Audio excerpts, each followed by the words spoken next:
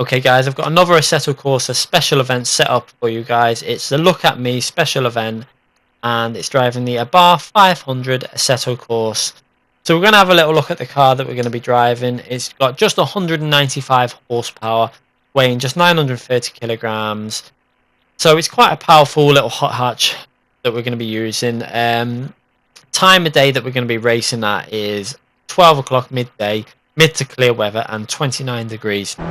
So we're going to have a little look at the lap. Again, another track that I really like on Assetto Corsa. Quite a small track, but really enjoyable in a small car like this. So we're going to be looking at our braking zone for the first corner, where we're going to brake just on the red board on the left, if you see it on the background, going down into second gear, trying to keep your car on that black tarmac line as much as possible.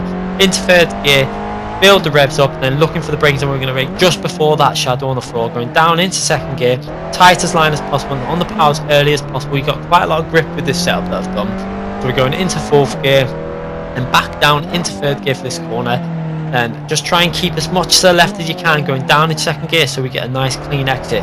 Hard on the power in second gear, use a bit of that curb on the left, and into third gear. Then again, you want to get on the power as quick as possible, using a little bit of curb if you need be. Try not to run on that grass, you'll lose speed for this long straight. It's really important to get as much speed down this straight as possible. So we're going to be looking at the braking zone for this right hander up ahead.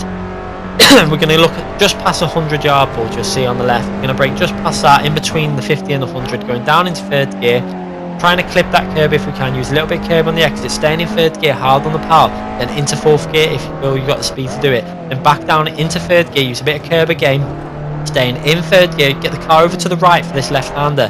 Then again, you want to get the car back over to the left now as much quick as possible if you can do it.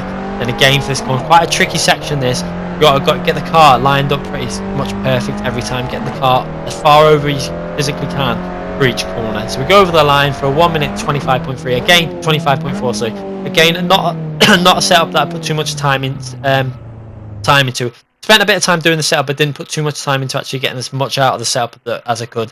There was probably a 1:24.5 in the car and track combination, so there's plenty of time to achieve the goal time that you need to. Running just 73 on the front brake bars, knocking the rear downforce to 0, running the on power differential to 45 and the coast differential to 45 again. This gives quite a nice power through the corners and also lift off grip through the corners.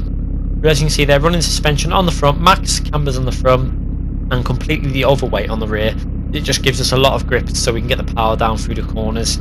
And toes 0 on the front, -4 on the rear, gives us nice turning through the corners as well. Ride height slam down to the floor on the front, a little bit higher on the rear, just to give us that forward rake, just so that we get a lot of grip through the corners. And running the springs quite soft on the front, as soft as we could go, and 70 on the rear.